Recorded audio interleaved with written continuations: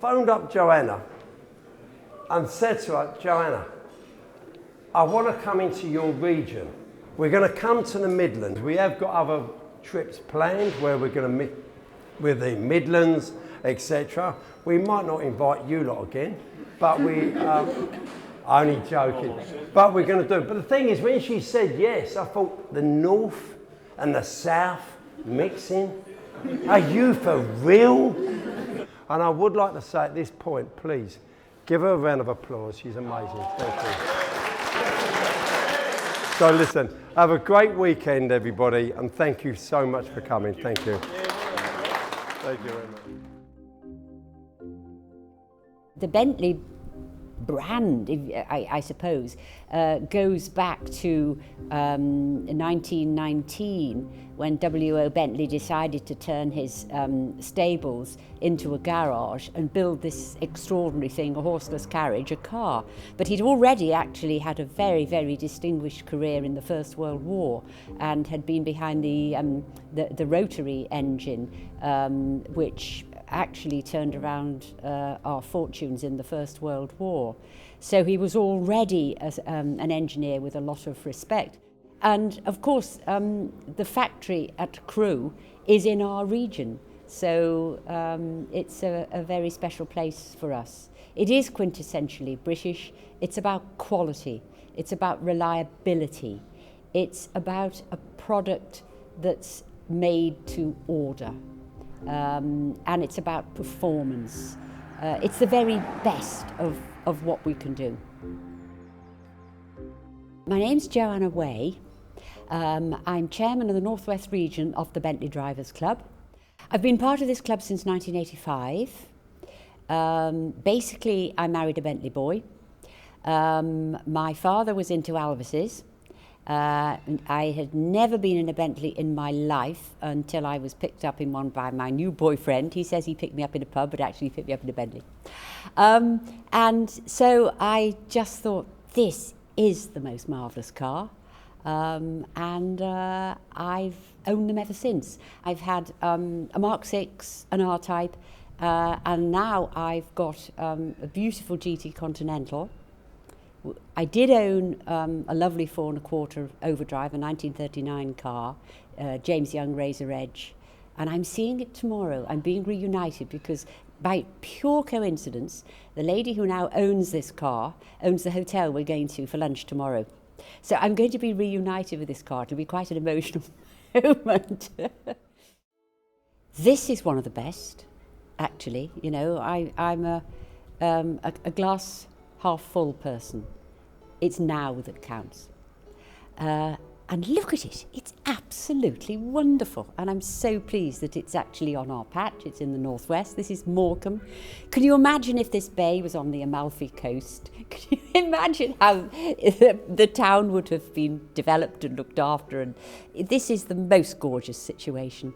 You've got the Lakeland District Hills over there, the whole of the bay. It's beautiful in this lovely Art Deco hotel. I love Art Deco. It's been very sensitively restored, but most importantly, they can park us all and look after our cars. So we have between 45 and 50 cars because there are more people coming and going, and they've been able to park us all at the front. My name's David Stubbings and I'm driving a 4.5 litre Bentley. My father had various Bentleys, I think, over the years. He was driving them around in the 50s and 60s. And he had a 4.5 litre Bentley, which was a saloon car. There's a picture of me actually with my head in between the passenger seat looking out. I think it was the time when my father actually sold it around 1970. But that car then went on to be owned by a Bentley Drivers Club member. My father was a Bentley Drivers Club member. And from then on, he didn't have much to do with Bentleys after that. But I always remembered that car was sitting in the garage up the road, and we went for this last drive in it before it got sold. So when I had the opportunity to buy one, it was like the car of choice, really. If I could afford it, then that was the one I wanted. Many years later, it turned up in Rhodesia.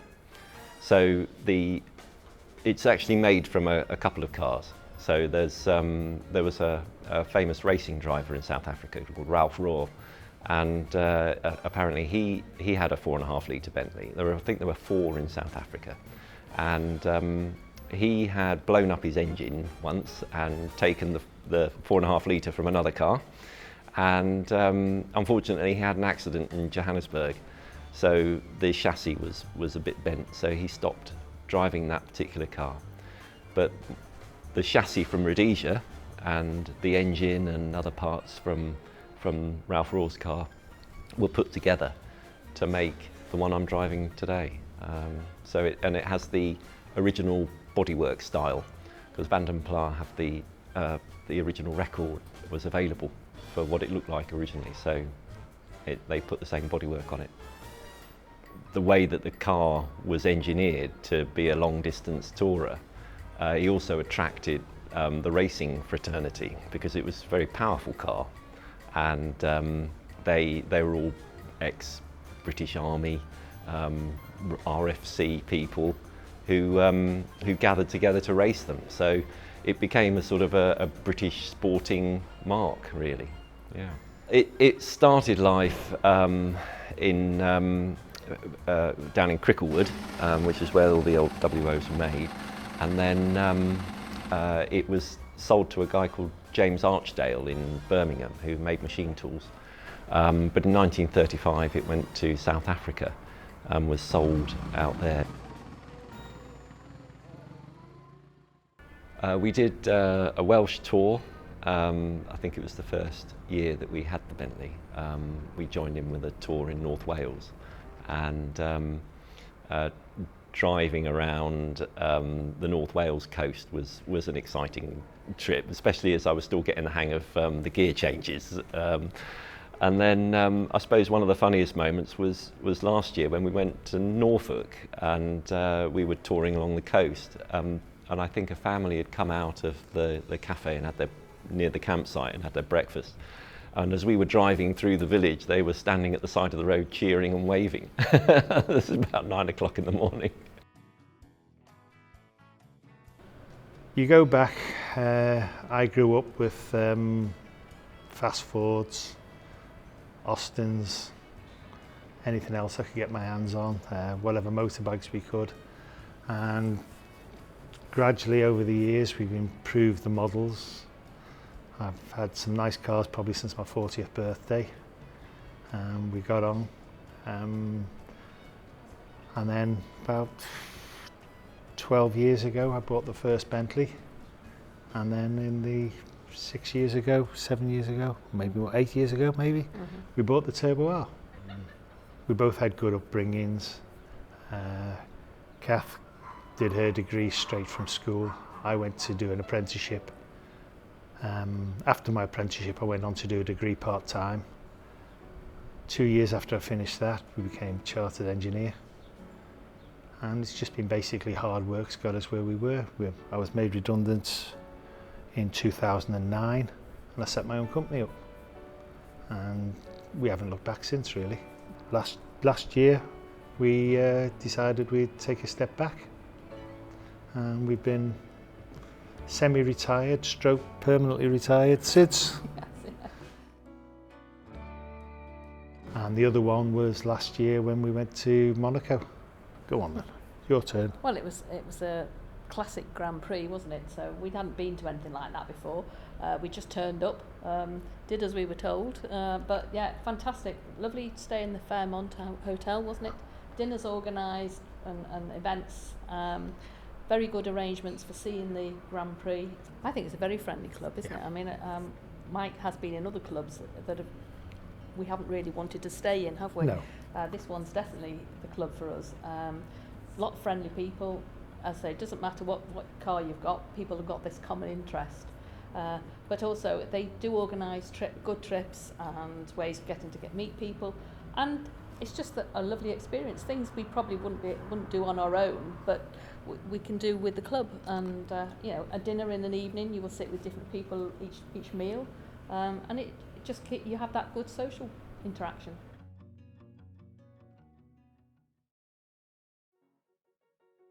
John Godwin, and I'm the Eastern Chairman of the Bentley Drivers Club, coincide with the Concours Chairman, which is another event we do on a yearly basis. And this car is a Mulsanne S. For me personally, I've always been a petrol head. I've always had cars. I've had Mustangs, British cars, Mustangs being American. I've always had a love for cars, but I never owned a Bentley. And one day I just woke up and I thought, time is passing, I want a Bentley. And I went to buy one of the new Mulsannes. This was the first Bentley I ever bought. And it was a new Mulsanne, and it never come off. And one of the guys phoned me up and said, I've just bought you a car. I said, I haven't seen it. He said, I don't care if you've seen it or not. When you see it, you're going to want this car. My daughter and I went to Surrey to a railway station. She said, Dad, how do you know if you're going to see the car? How will you recognise it? I said, he said that I will know it. And as soon as it come round the corner, my eyes dropped, my wallet fell out my pocket, and I paid for it. And it was brilliant. He said, don't give me the money when you want to give it to me. I said, I want to give it to you now in case you change your mind. And that was it. That was the first Bentley, of course. The reason we think the friendships between the Bentley owners have been fantastic, for the simple reason we're like-minded people.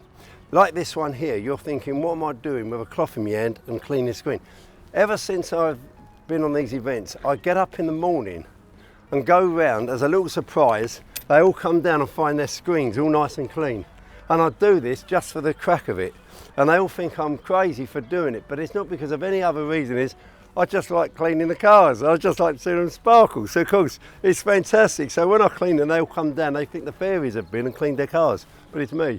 They will now find out who's doing it. But yeah, the friendships have been fantastic because it's given you a chance to meet different people of all ages, country, class, colour, creed, and of course, the array of different Bentleys here. It's the same mark.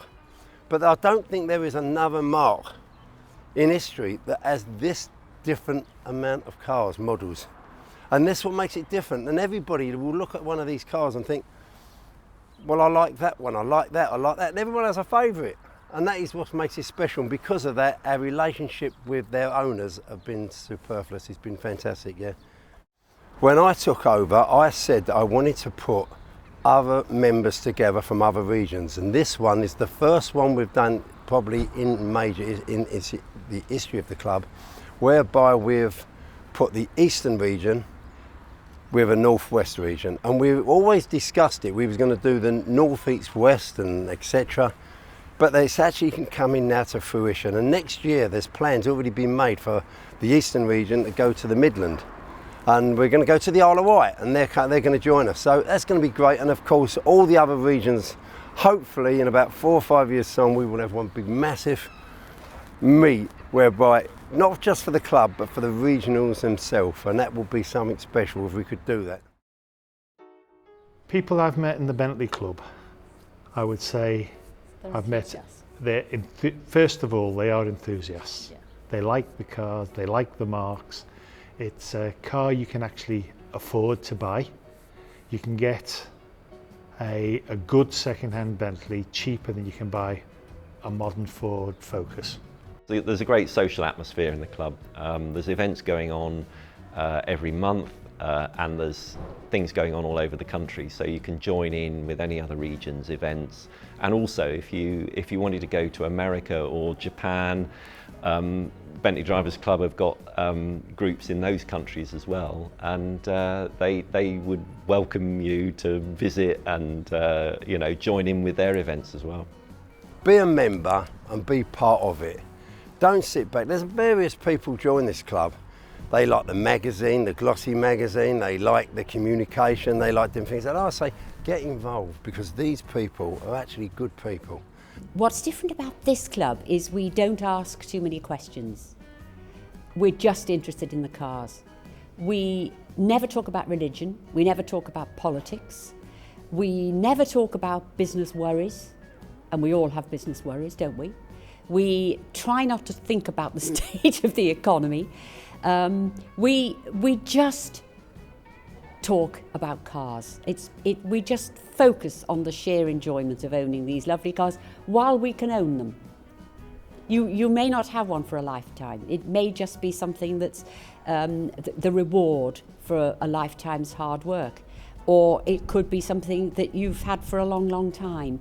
But everybody invests a lot in the car that they have, not just on financially, but invests a lot of interest and belief, if you like, in their car ownership. There is more to owning a Bentley, you're absolutely right, and that is possibly the reason why the marque attracts so much loyalty. We do lose people occasionally to other marques, and almost invariably they come back. And I think because there is nothing like driving a Bentley. Nobody else nobody else does it. Nobody else comes close for the range of cars, the mileage you can actually put on a car, because many of these cars in this club now are knocking 300,000, 400,000 miles, some of the older ones, and they're still going, and they'll be going when we're not here anymore. When you buy a Bentley, you do not so much choose the Bentley chooses you, because that's why there's so many different types, and that's why some of them have more than one Bentley, because it's what they do. And that would be my statement on that. It's everything about it. The Bentley chooses you, not so much you choose the Bentley. Yeah. Now, we are due to go all electric from 2025. In fact, the engine that I've got in my car, that will not be made anymore after this year. So we are keeping up with the times. It won't be the first luxury electric car on the road, but it will be beautifully engineered, thought through, considered, and the very best of the best. So it'll be interesting to see what they come up with.